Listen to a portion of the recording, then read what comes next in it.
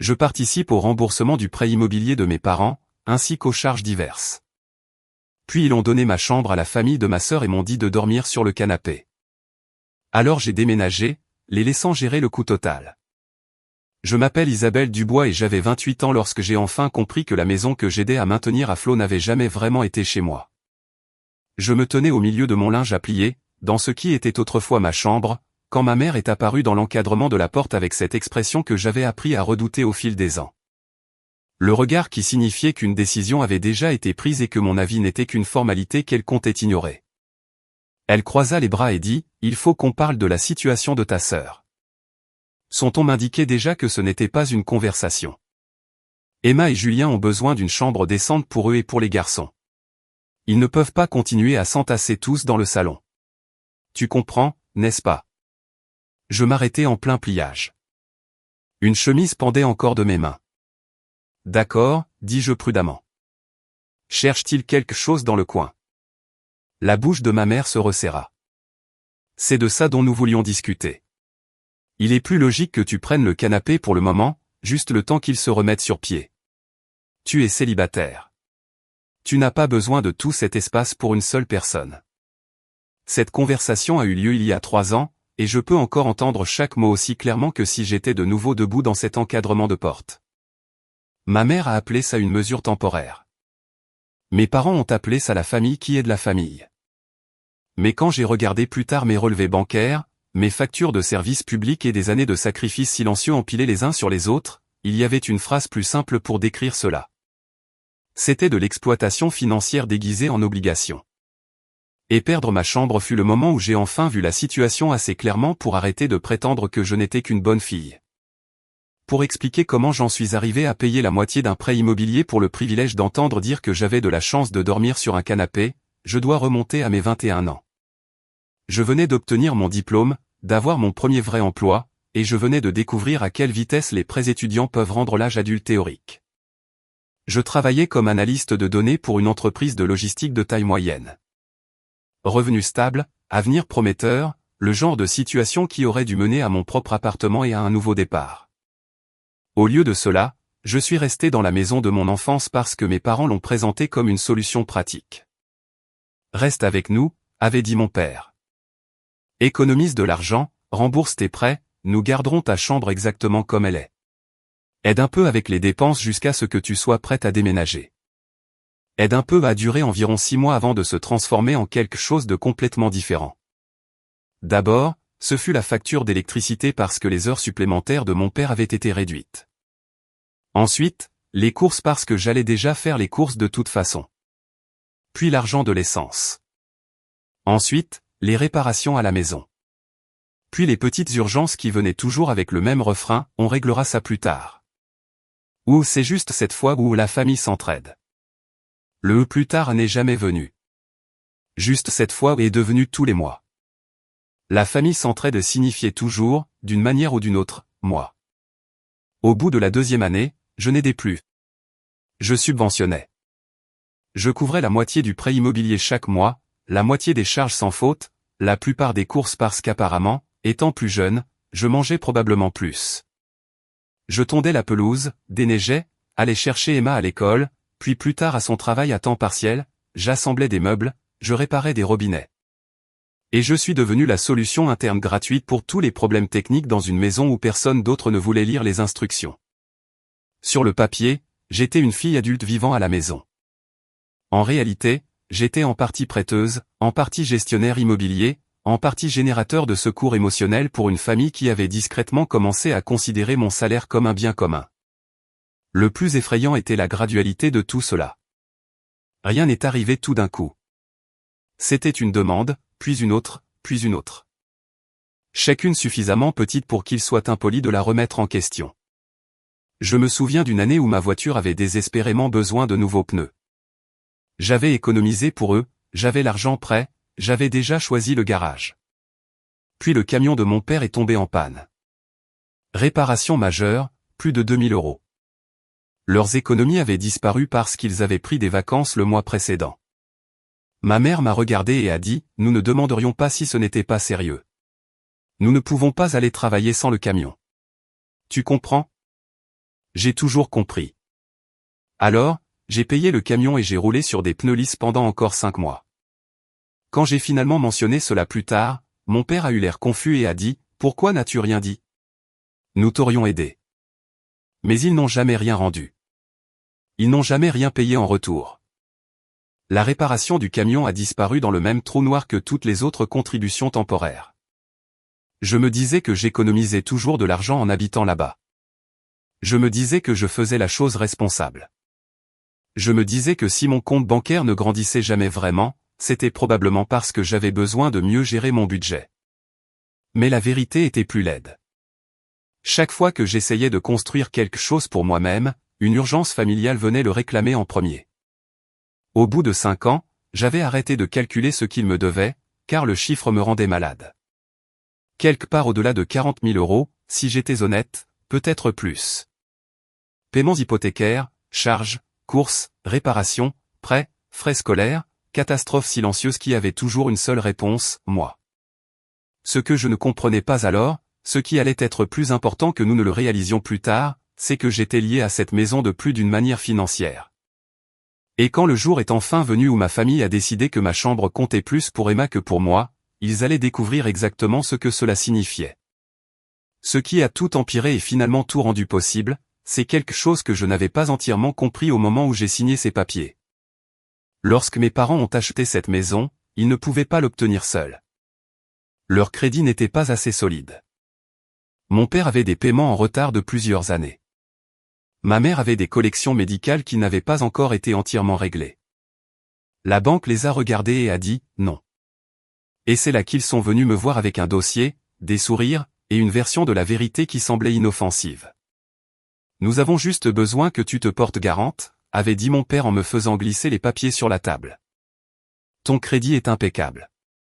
Tu as un emploi stable. Ce n'est que de la paperasse. C'est nous qui payons tout.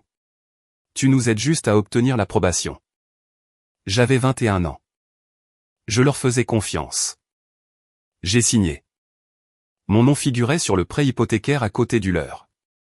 Mon nom figurait sur l'assurance habitation en tant qu'occupante principale.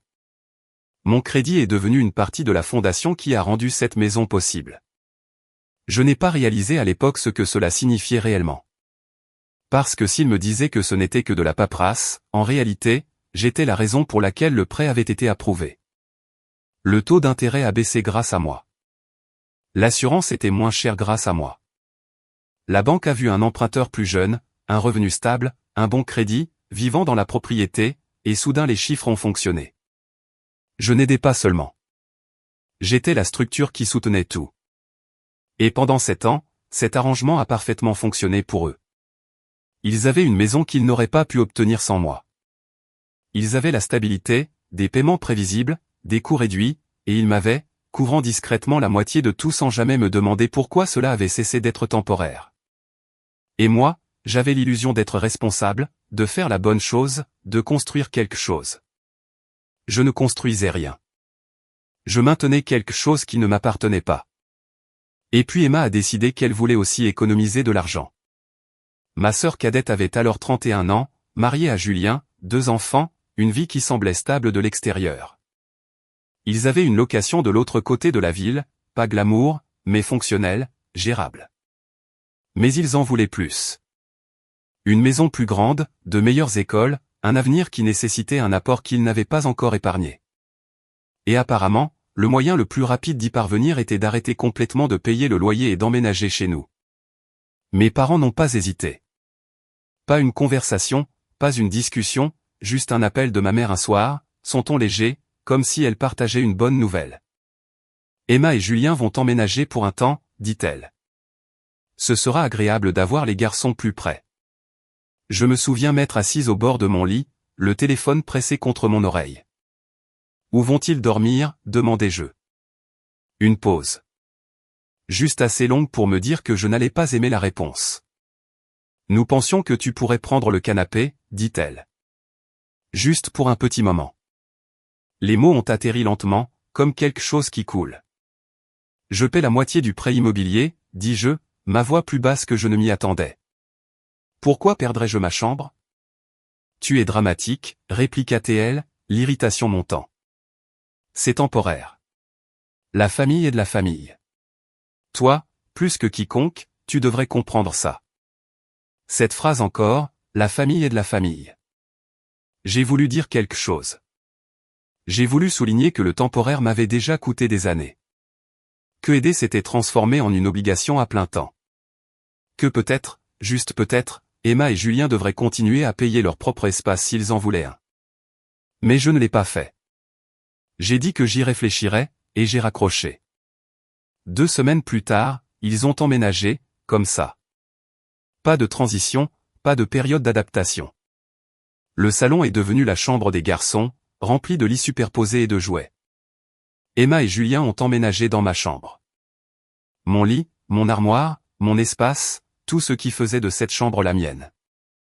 Disparu, emballé dans des sacs poubelles, empilé dans le garage comme si j'étais déjà parti. Je me souviens m'être tenu là à regarder. Sans crier, sans me disputer, juste en regardant parce que quelque chose en moi avait commencé à devenir silencieux, froid. La première nuit sur le canapé fut le moment où cela m'a vraiment frappé. Ce n'était pas seulement inconfortable. C'était exposant. Les coussins étaient inégaux. La pièce n'était jamais complètement sombre à cause du lampadaire extérieur. Chaque son portait, chaque mouvement semblait visible. J'entendais tout. Les garçons qui bougeaient dans leur lit. Julien qui marchait dans ce qui était autrefois ma chambre. La télé qui jouait tard dans la nuit parce qu'il aimait le sport. Je suis resté allongé, fixant le plafond, réalisant quelque chose que je ne m'étais pas autorisé à admettre auparavant. Je n'habitais plus là. Pas vraiment. J'y existais. Chaque matin devenait une négociation. Quand prendre une douche, où s'habiller, comment prendre un appel professionnel sans interruption. Parfois, je m'asseyais dans ma voiture juste pour avoir 5 minutes de calme. Et à travers tout cela, je continuais de payer la moitié du prêt immobilier, la moitié des charges, la plupart des courses, et les courses devinrent une sorte d'absurdité. J'achetais de la nourriture, je la marquais, je la mettais de côté. 2 jours plus tard, elle avait disparu. Julien mangeait les restes comme si c'étaient les siens. Les garçons dévoraient les collations. Emma utilisait des ingrédients que j'avais payés dans des repas auxquels je n'étais même pas incluse. Quand je l'ai mentionné, ma mère a haussé les épaules. Ce n'est que de la nourriture. Ne sois pas mesquine.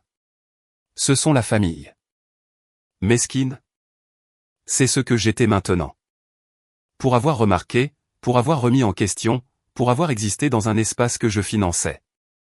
Une nuit, j'ai essayé d'en parler calmement au dîner. Mon père ne m'a même pas laissé finir. Tu as de la chance que nous te laissions rester ici aussi longtemps, dit-il. Chanceuse? Le mot résonnait dans ma tête. La plupart des gens de ton âge paient un loyer, ajouta-t-il.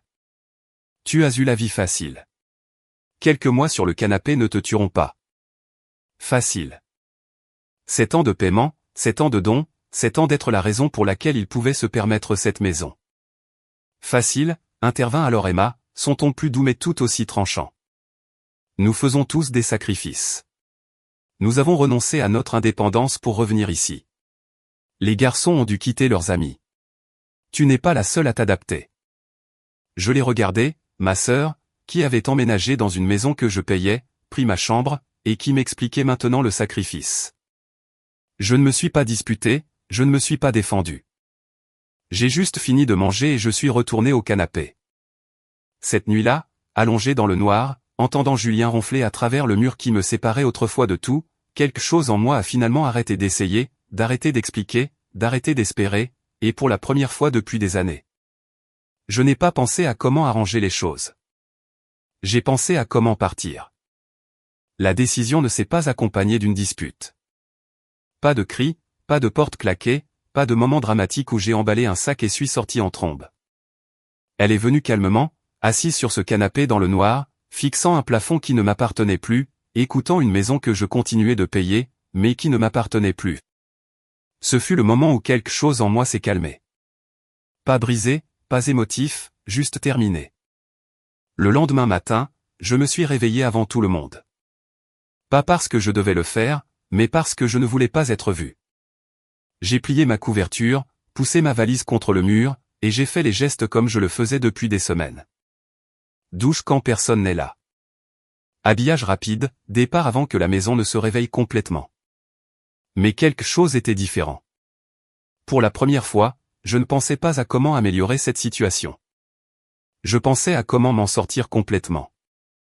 J'ai commencé modestement. Pause déjeuner au travail, assise dans ma voiture avec mon téléphone, parcourant les annonces de location comme si je faisais quelque chose d'illégal. Parce qu'en quelque sorte, c'était le cas. Pas parce que déménager était mal, mais parce que pendant des années, j'avais été entraîné à croire que partir signifiait trahir. J'ai fait un tableau.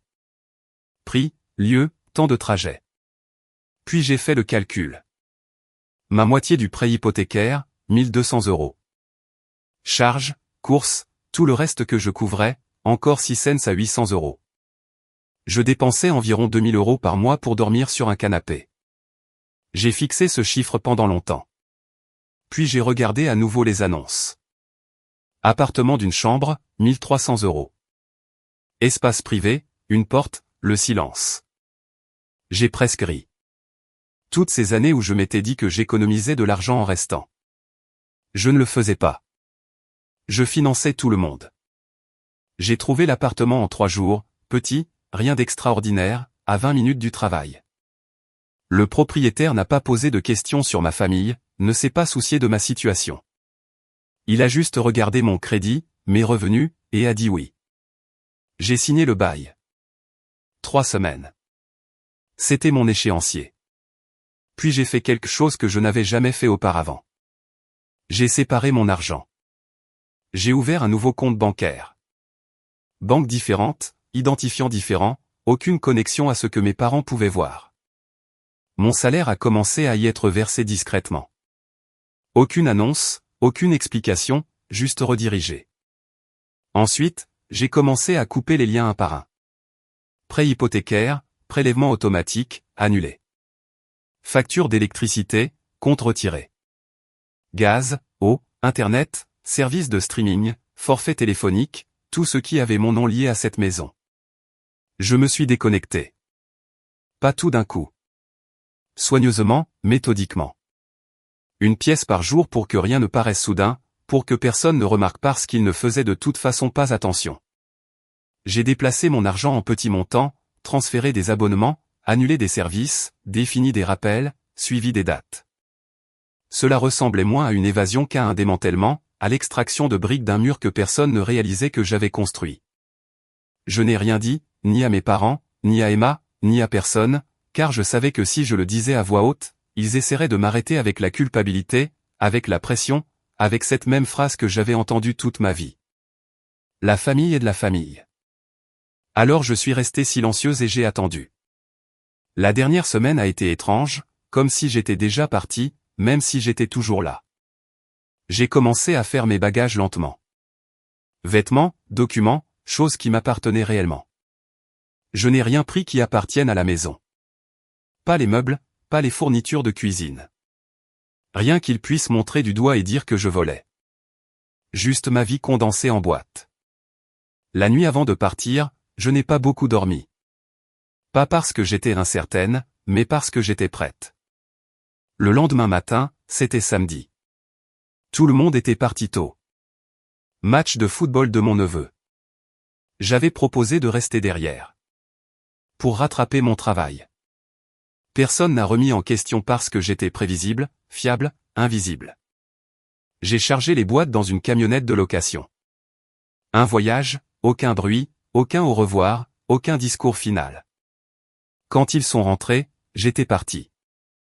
Assise par terre dans mon nouvel appartement, entourée de boîtes, une assiette de plats à emporter sur mes genoux, écoutant quelque chose que je n'avais pas entendu depuis des années. Le silence. Le vrai silence. Pas celui rempli de la vie des autres. Pas celui interrompu par des pas et des voix et des attentes. Juste le mien. Je suis restée assise là longtemps, le laissant s'imprégner.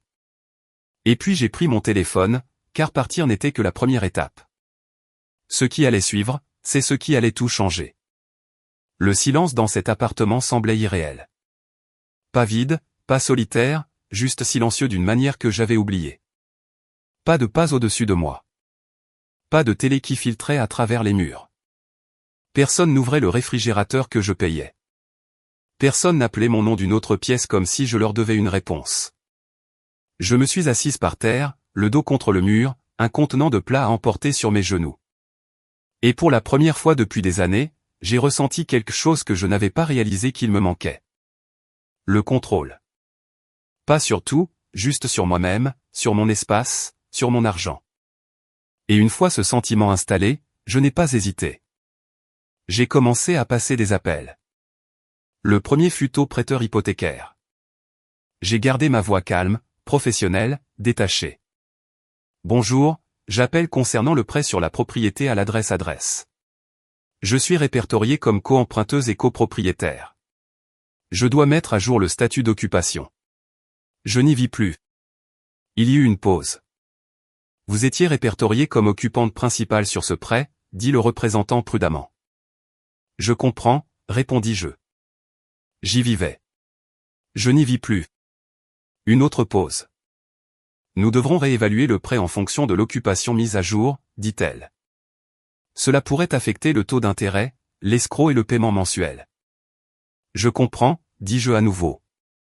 Et je le pensais, car pour la première fois, je ne les protégeais pas.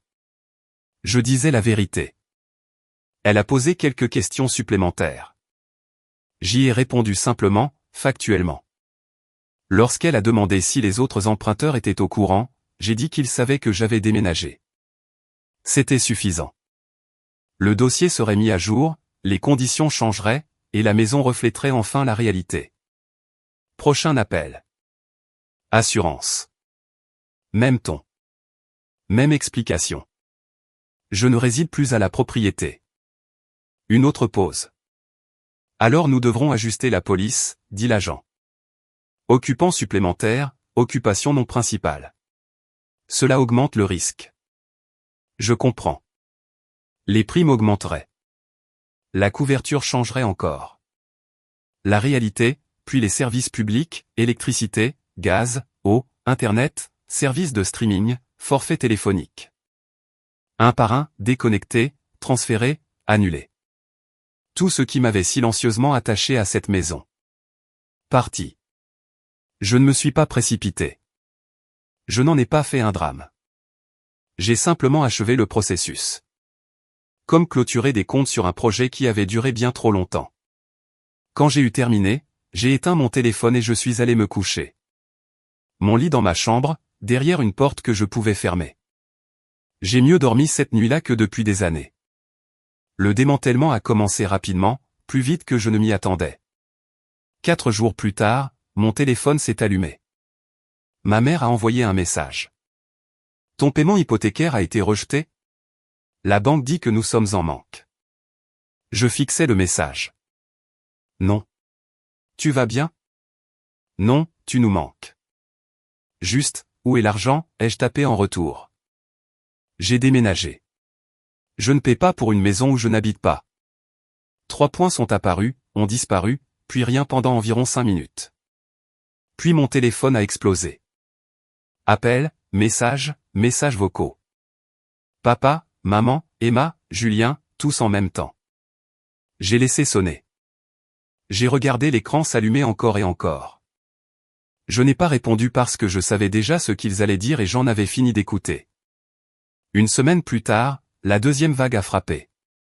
Les services publics. La compagnie d'électricité a envoyé un avis. Paiement échoué. Gaz, idem.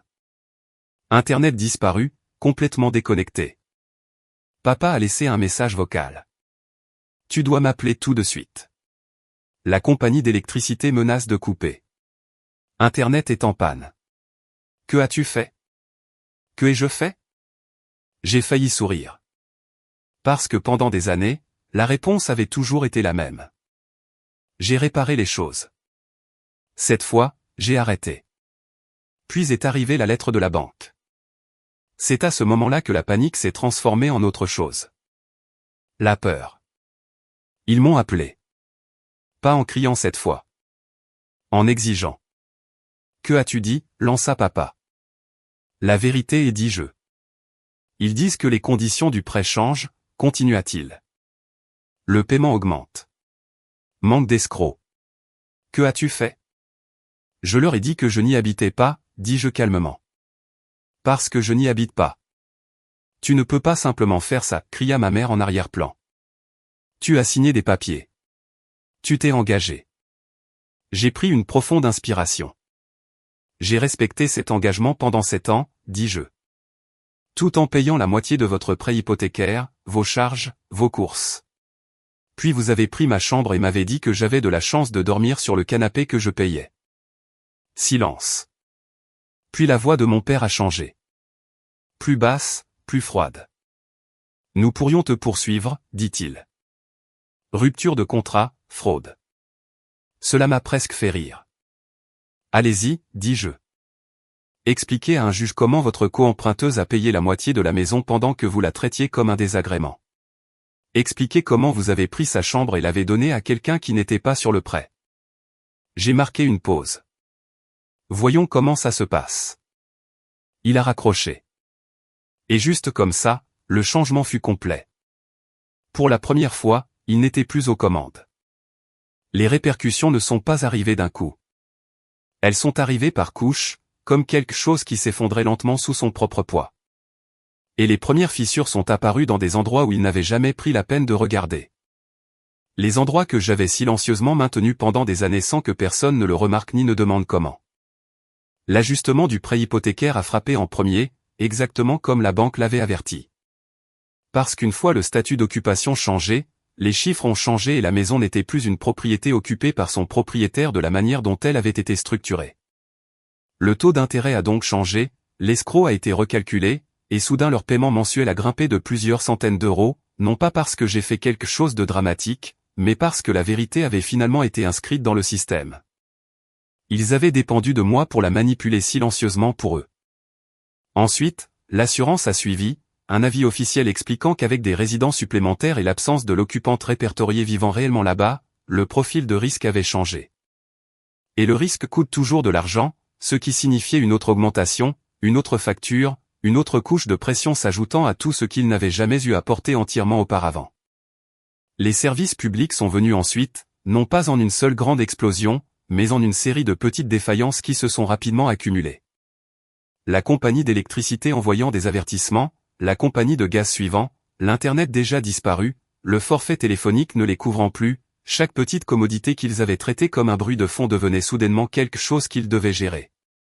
Payer et auquel ils devaient penser.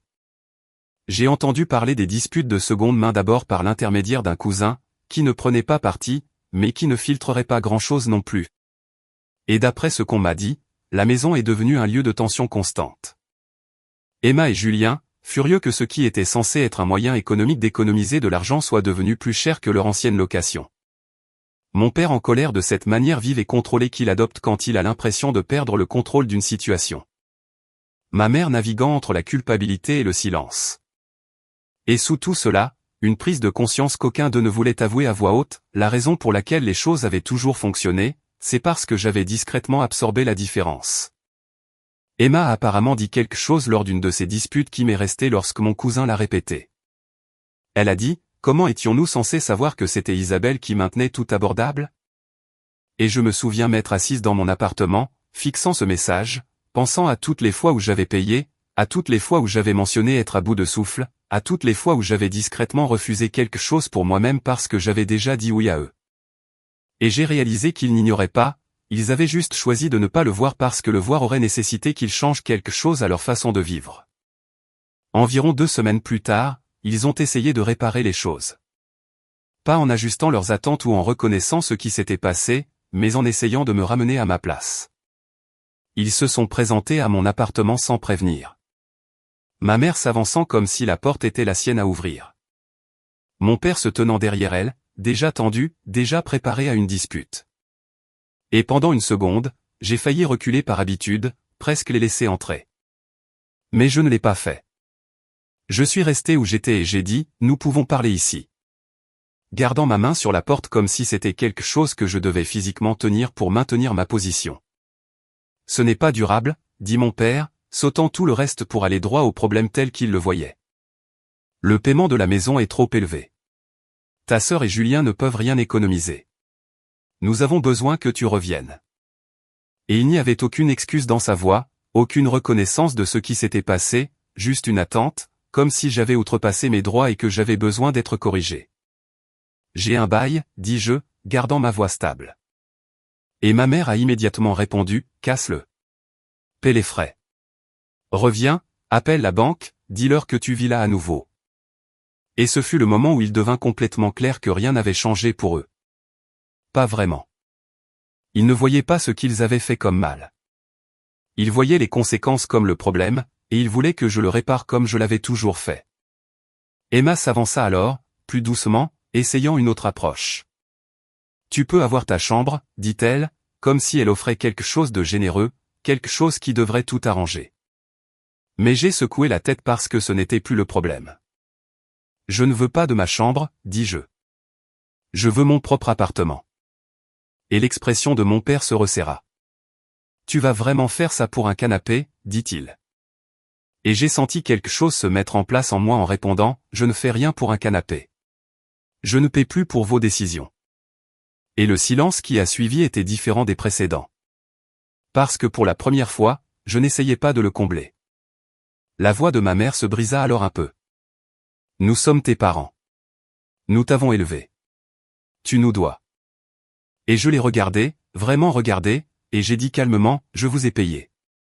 Parce que c'était la vérité qui n'avait jamais été reconnue. Pendant 7 ans, je vous ai payé. Je ne vous dois ni mon espace, ni ma vie privée, ni ma vie. Et j'ai reculé et fermé la porte. Pas de manière dramatique, pas avec colère, juste fermement, comme pour mettre fin à quelque chose qui était déjà terminé depuis longtemps. Après cela, les choses se sont installées dans une sorte de nouvelle réalité tendue. Pas calme exactement, mais stable d'une manière qui ne dépendait plus de moi.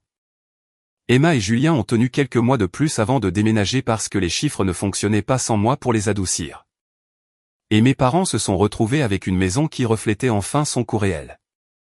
Pas la version dans laquelle ils avaient vécu pendant des années. Mais la vraie, celle qui nécessitait une budgétisation, des compromis et des efforts, celle que je portais silencieusement pour eux depuis le début. Et moi, je suis resté là où j'étais, dans mon appartement, payant mon loyer, achetant mes propres courses, construisant quelque chose qui m'appartenait réellement. Et pour la première fois depuis longtemps, je n'attendais pas le prochain appel, la prochaine urgence, le prochain moment où je devrais décider si être une bonne fille signifiait abandonner un autre morceau de moi-même. Parce que cette version de moi, celle qui disait toujours oui, celle qui pensait que sacrifice était synonyme d'amour, elle était toujours là quelque part, mais elle n'était plus aux commandes. Le temps n'a pas arrangé les choses, mais il les a clarifiées. Et au cours des mois suivants, tout s'est installé dans une nouvelle forme que nous n'avions pas prévue, mais que nous avons tous dû vivre, que nous le voulions ou non. Parce qu'une fois que la réalité financière a changé, il n'y avait pas de retour en arrière à la version de la maison qui n'avait fonctionné que parce que je comblais silencieusement les lacunes.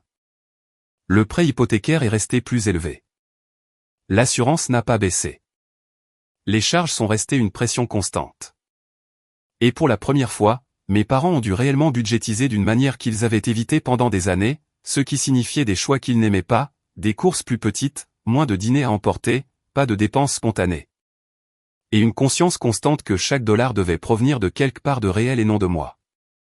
Le déménagement d'Emma et Julien a de nouveau changé la dynamique, non pas en résolvant quoi que ce soit, mais en éliminant l'illusion que la maison pouvait supporter autant de monde sans effort. Et d'après ce que j'ai entendu, leur départ n'a pas été dramatique, juste tendu, silencieux. Le genre de départ où personne ne dit vraiment ce qu'il pense parce que tout le monde sait exactement ce qui a mal tourné, mais ne veut pas le dire à voix haute, surtout pas devant les personnes qui avaient pris la décision en premier lieu. Ils ont trouvé un endroit plus petit, plus éloigné, pas ce qu'ils voulaient à l'origine, mais leur propre. Et de cette manière, ils ont fini exactement là où ils auraient dû être dès le début, construisant quelque chose selon leurs propres termes au lieu d'un système qui dépendait du sacrifice de quelqu'un d'autre. Mes parents sont restés parce qu'ils n'avaient plus beaucoup d'options. Le refinancement n'était pas possible sans moi. La vente ne leur aurait pas rapporté beaucoup après les frais. Et donc, ils se sont ajustés lentement, à contre-cœur, et d'après ce que j'ai pu constater, avec une sorte de ressentiment silencieux qui n'avait nulle part où aller parce que me blâmer ne résolvait pas les chiffres. Et se blâmer mutuellement ne changeait pas la réalité que la maison avait toujours coûté ce qu'elle coûtait. Ils n'avaient juste jamais été ceux qui la payaient entièrement. Nous ne parlions pas beaucoup pendant cette période, non pas parce qu'il n'y avait rien à dire, mais parce que tout ce qui devait être dit avait déjà été dit, et tout le reste n'aurait été que répétition, dispute circulaire ou tentative de rouvrir quelque chose que j'avais déjà fermé. Donc, le silence est resté, pas hostile exactement, juste distant, comme une ligne avait été tracée que aucun des deux côtés n'était prêt à franchir à nouveau sans raison. La première fois que j'ai vu ma mère après tout cela, ce fut dans un supermarché. Non planifié, non préparé, juste un de ces moments où deux vies qui se chevauchaient se rencontrent dans un endroit qui semblait autrefois ordinaire. Et pendant une seconde, nous nous sommes toutes les deux arrêtées, comme si nous décidions de faire demi-tour ou d'aller de l'avant. Et c'est elle qui a bougé la première, plus lentement que d'habitude, plus prudemment que je ne me le rappelais. « Comment vas-tu » demanda-t-elle. Et sa voix était plus douce. Pas le ton qu'elle utilisait lorsqu'elle essayait de gérer une situation, mais quelque chose de plus proche de la sincérité, comme si elle n'était pas sûre de ce qu'elle allait obtenir de moi. « Je vais bien, dis-je, parce que j'allais bien. » Et cela semblait encore étrange de le dire à voix haute.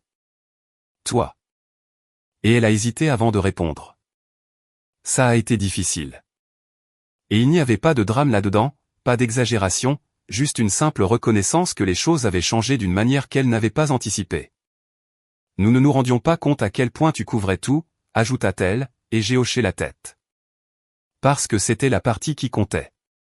Pas les excuses qui n'arrivaient pas tout à fait, mais la reconnaissance qu'il y avait eu quelque chose tout ce temps, et qu'ils avaient choisi de ne pas le voir. Nous n'aurions pas dû prendre ta chambre, dit-elle après un moment. Et ce n'était pas tout. Cela n'abordait pas les années, l'argent, les suppositions, mais c'était quelque chose de réel, quelque chose que je n'avais jamais entendu auparavant. Et je l'ai laissé tel quel, sans en demander plus, car je n'avais pas besoin d'excuses parfaites. J'avais besoin de la vérité, même si elle venait par morceaux. Merci de dire ça, lui dis-je. Et nous sommes restés là quelques secondes de trop. Deux personnes qui partageaient autrefois un foyer, se tenant maintenant dans un endroit qui n'appartenait à aucune de nous, liées par l'histoire, mais séparées par ce qui s'était passé à l'intérieur. Elle m'a demandé si je reviendrais un jour, et la question ne semblait plus être une exigence. Elle ressemblait à quelque chose dont elle connaissait déjà la réponse. Et je la lui ai donnée quand même, calmement, clairement. Non. Et elle a hoché la tête comme si elle s'y attendait, comme si elle comprenait d'une manière qu'elle n'avait pas auparavant. Et c'était suffisant. Pas la clôture exacte, mais une sorte d'acceptation qui n'avait pas besoin d'être expliquée davantage. Je suis retourné à mon appartement ce jour-là et j'ai remarqué quelque chose de petit, quelque chose à quoi je n'aurais peut-être pas prêté attention auparavant. La façon dont la lumière traversait la fenêtre en fin d'après-midi. La façon dont tout dans cet espace était exactement là où je l'avais mis. Rien n'avait bougé, rien n'avait été pris, rien n'avait été supposé. Et j'ai réalisé que ce que j'avais construit n'était pas seulement l'indépendance. C'était la paix. Celle qui vient quand votre vie vous appartient réellement et n'est pas quelque chose partagé par obligation. Et plus le temps passait, plus quelque chose devenait clair. La colère que j'avais ressentie au début ne disparaissait pas, mais elle changeait. Elle s'adoucissait en quelque chose de moins tranchant, de moins envahissant, car je n'en avais plus besoin pour me rappeler ce qui s'était passé. Je le savais déjà et je n'étais plus dans cette situation.